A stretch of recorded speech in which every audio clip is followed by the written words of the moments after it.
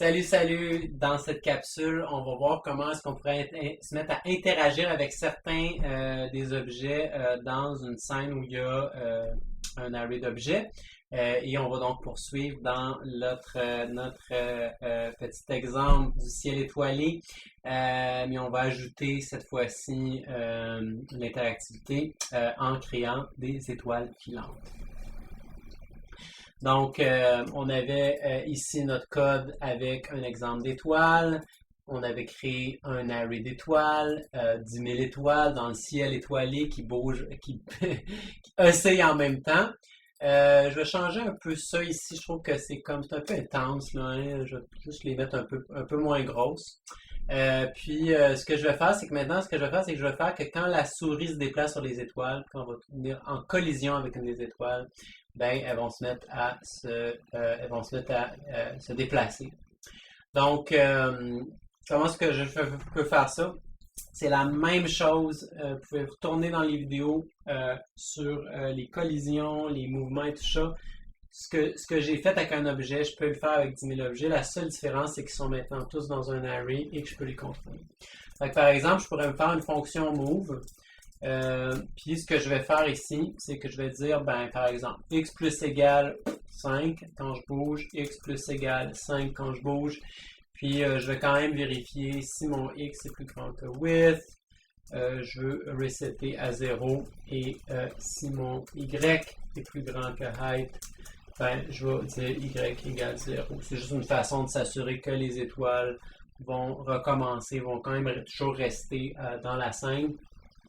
Puis voilà, donc on y va, on va y aller comme ça va me permettre de faire un move. Je peux vous montrer déjà si on utilisait par exemple, on a notre stars.display, mettons que je fais stars.i.move, à ce moment-là, on va avoir toutes les étoiles qui vont se déplacer tout ensemble. Je peux combiner les deux, je peux avoir, je peux avoir move et ensuite animate. Et à ce moment-là, je vais avoir des étoiles qui oscillent et qui bougent. Donc, maintenant, ce que je peux essayer de faire, c'est de dire, ben, je vais seulement bouger si j'ai une collision. Donc, ça ici, je veux juste le faire dans le cas où j'aurai une collision. Comment on peut détecter une collision? On va se rajouter une fonction Boolean collides avec un float. Donc, est-ce que j'entre en collision avec un float x, float y. Peut-être je pourrais dire float, juste pour clarifier, float other x, float other y. Est-ce que j'entends collision avec un autre x, un autre y? Et ce que je vais dire, c'est que je vais calculer la distance entre le x et le y de l'objet, le other x, le other y.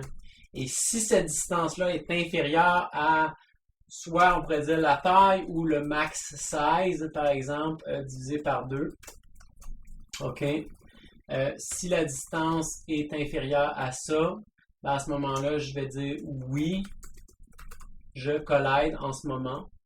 Et sinon, ben, non, je ne collide pas. OK. Fait que ça, vous pouvez l'écrire comme ça. Cette fonction va être vraie quand je vais le point XY que je donne est en collision avec l'objet, faux sinon. Mais n'oubliez pas que si ça c'est vrai, hein, je retourne vrai. Si ça c'est faux, je retourne faux. Donc je retourne quoi? Je retourne la valeur qui est ici. Ça c'est vrai ou c'est faux. Donc je retourne toujours la même chose que ça. Je pourrais dire if this tatata plus petit, return this tatata. Hein? C'est une valeur de vérité, 10 tatata, ok? 10 tatata, 10 xy tatata plus petit que... C'est une valeur de vérité. Fait une façon de réécrire ça, plus simple, c'est tout simplement de dire return 10 plus petit que... Ok? Je retourne, je te dis le calcul. Est-ce que distance est plus petit que ça? Ça va faire la même chose. Si vous n'avez pas suivi, si vous ne comprenez pas, vous pouvez garder l'autre, mais je vous dis, cette formule-là, elle fonctionne très bien. Ça va nous dire si le point other x, other y est en collision avec l'étoile. Et là, il ne manque qu'une dernière chose, c'est tout simplement de dire if stars E point collides with mouse, pardon, pas collides mouse X, mouse Y. Donc, je veux vérifier, est-ce que mon étoile I est en collision avec le mouse X, mouse Y? Et si oui, tu la bouges. OK? Et là, ça peut paraître quand même impressionnant parce qu'il y en a 10 000 là, qui sont dessinés. Regardez bien ça, qu'est-ce qui va se passer. À partir du moment où est-ce que je vais bouger, je ne sais pas si vous voyez, ça ne paraît pas beaucoup, mais les étoiles bougent un peu. Bon, on ne voit pas très très bien. La raison, c'est que, tu sais, en fait, peut-être que ce qu'il faudrait que j'aille plutôt que... Parce que les étoiles sont un peu petites, tu sais. C'est sûr que je pourrais peut-être vous montrer, ça va peut-être être un peu plus clair. Mettons, on va commencer avec genre 10 étoiles, avec une taille un peu plus grosse. OK? On va se dire des étoiles entre 100 et 200. Okay? Je vais exagérer ça. Fait que là, vous voyez que quand je m'approche d'une étoile, elle se met à bouger. OK? OK, elle bouge un peu, mais c'est parce qu'elle bouge. Mais moi, je bouge pas. Ma souris, elle bouge pas. Fait que faudrait quand même peut-être venir rajouter quelque chose ici. Donc, peut-être ça serait plus clair, par exemple, si au lieu de ça, je disais stars, je vais inverser les deux, je vais dire stars, je vais les bouger toujours, mais je vais juste les animer quand j'y touche, OK? Fait que on va essayer ça. Donc là, ils bougent, puis dès que quand j'y touche, ils se mettent à s'animer. Bon. C'est peut-être un petit peu plus clair. Peut-être revenir avec des valeurs un peu plus petites ici. Donc, c'est peut-être un peu plus clair, mais tu sais, c'est pas super évident non plus. Fait que moi, ce que je vous dirais, c'est au lieu de détecter la collision directe, une vraie collision, si on veut, avec l'objet lui-même, ben, comme plutôt que d'essayer de dire, OK, est-ce que ma souris est à l'intérieur, mettons, de mon objet star? Je pourrais peut-être donner une chance et dire, regarde, tant que, mettons, je suis à l'intérieur, je suis pas trop loin. Peut-être pas exactement à l'intérieur de l'étoile, mais tant que je suis pas trop loin de l'étoile, peut-être que ça serait correct. Peut-être que je pourrais considérer que je suis entré en collision. Bon, comment est-ce qu'on peut faire ça? Évidemment, là, notre fonction collide, elle marchera plus parce que les étoiles elles-mêmes sont trop petites finalement. Fait que peut-être que ce que je pourrais dire, c'est je vais peut-être changer ça un peu puis me donner une petite marge de manœuvre en disant je vais me donner une fonction collide, mais je vais me donner aussi une fonction collide avec un troisième argument qui serait float, je vais appeler ça